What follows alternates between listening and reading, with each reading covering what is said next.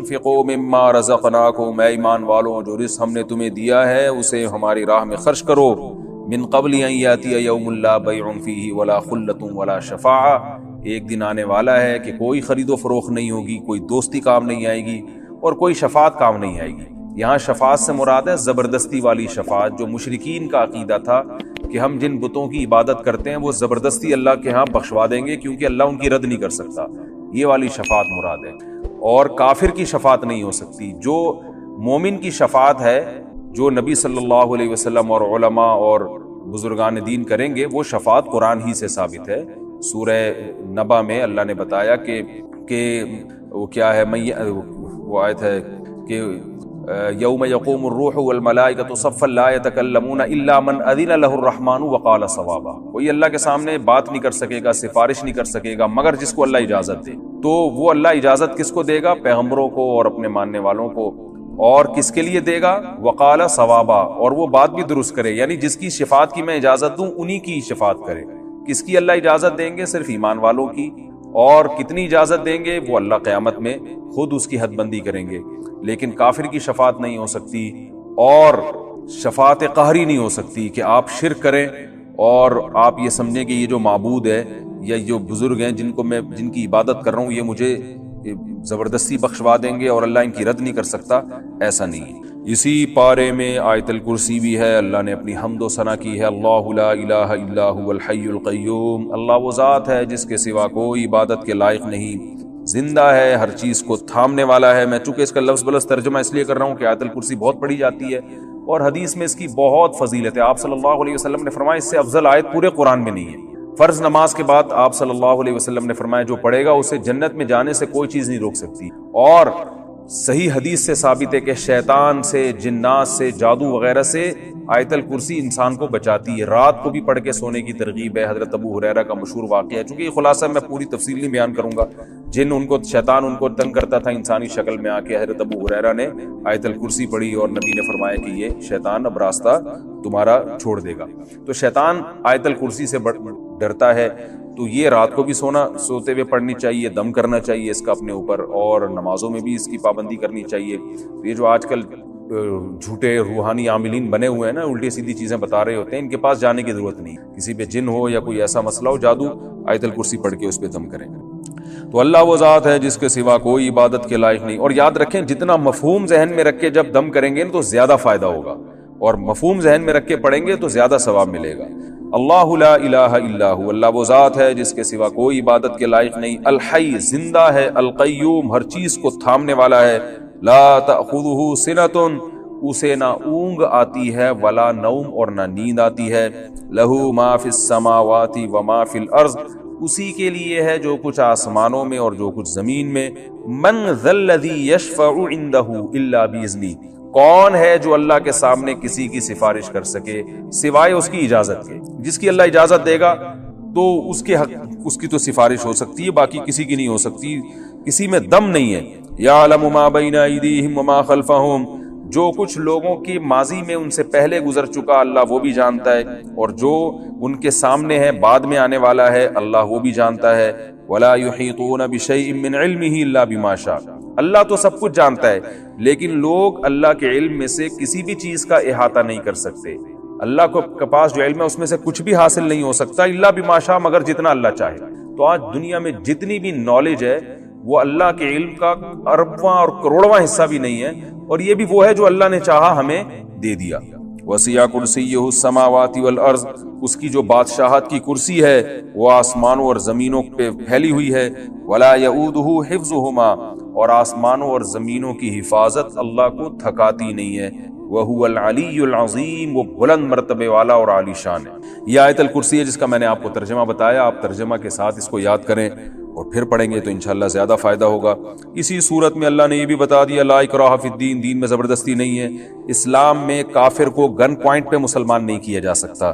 فقط تبین الرشد من الغی، اس لیے کہ اللہ فرماتے ہیں سیدھا راستہ اور غلط راستہ بالکل واضح ہے، اسلام اور کفر بالکل واضح ہے، تو اب گن پوائنٹ پہ کسی کو مسلمان بنانے کی ضرورت ہی نہیں ہے۔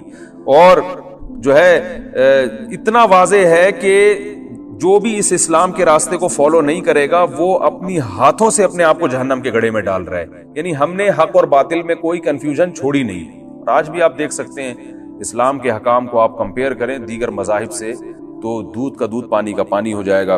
فَمَن يَكْفُرْ بِالطَّاغُوتِ وَيُؤْمِن بِاللَّهِ فَقَدِ اسْتَمْسَكَ بِالْعُرْوَةِ الْوُثْقَىٰ. فرمایا جو اللہ پر ایمان لائے اور شیطان کا انکار کرے، اسلام کو فالو کرے تو ایسے جیسے مضبوط چھلے کو تھام لیا. کوئی دریا میں ڈوب رہا ہو نا اور مضبوط کڑی کو تھام لے تو بچت ہو جاتی ہے. تو اللہ فرماتے ہیں یہ دنیا بھی حوادث کا اور شیطانی جو ہے نا اس میں تصرفات ہوتے ہیں، گمراہیاں پھیلتی ہیں. جو اسلام کے چھلے کو پکڑ لے گا تو وہ بچ جائے گا. تو وہ مضبوط چھلا ہے اور مضبوط لگام ہے جس کو پکڑنے سے تمہاری حفاظت ہو جائے گی. لن فصام لہا، یہ ٹوٹنے والا نہیں. بڑی خوبصورت مثال دی. اور اللہ نے یہ بھی فرمایا اللہ ولی الذین آمنوا یخرجہم من الظلمات الی النور. ایمان والوں کا اللہ دوست ہے، ان کو گمراہی سے روشنی کی طرف لاتا ہے. یعنی جب آپ اسلام کو فالو کرتے ہیں نا تو آہستہ آہستہ آپ کے سامنے ہدایت کے راستے اور کھلتے چلے جاتے ہیں، حق اور باطل اور ممتاز ہوتا چلا جاتا ہے. اور جو اسلام کو فالو نہیں کرتے تو وہ اور زیادہ گمراہی کی طرف چلے جاتے ہیں. اس کی مثال دیکھ لیں آپ. یورپ اسلام کو فالو نہیں کر رہا، کیسے کیسے گمراہانہ قانون بنتے چلے جا رہے ہیں. گے میرج کو حلال کر دیا، کچھ انسانی سوچنے کی بات ہے. شراب حلال ہے، زنا حلال ہے، گمراہی میں پڑتے چلے جا رہے ہیں. اور اب پتہ نہیں کیا کیا چیزیں حلال ہونے والی ہیں، اللہ کی پناہ.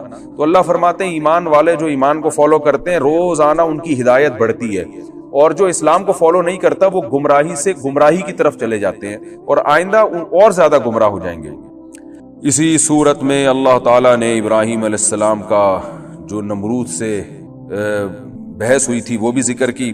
ابراہیم علیہ السلام نے کہا میرا رب جو ہے، میرا رب زندہ کرتا ہے اور موت بھی دیتا ہے. تو بادشاہ نے کیا کہا کہ میں بھی تو زندہ کر سکتا ہوں. ایک شخص جس کے پھانسی کا فیصلہ ہونے والا تھا اس کو کہا، چھوڑ دیا، کہ دیکھو یہ مرنے والا تھا، میں نے اس کو حیات دے دی. اور ایک آدمی جو بیچارہ بے گناہ تھا اس کو بادشاہ نے قتل کروا دیا، بولا دیکھو میں تو موت دیتا ہوں. ابراہیم علیہ السلام نے کہا ٹھیک ہے، میرا رب تو مشرق سے سورج نکالتا ہے، تو مغرب سے نکال کے دکھا. تو بیچارہ تو نہیں کہنا چاہیے، وہ جو ہے نا مبہوت ہو گیا. اللہ نے اسی میں ایک واقعہ بیان کیا کہ ایک کوئی بزرگ تھے پچھلے زمانوں میں، تو یا کوئی پیغمبر تھے، اس کا قرآن میں ہمیں واضح تذکرہ نہیں ملتا.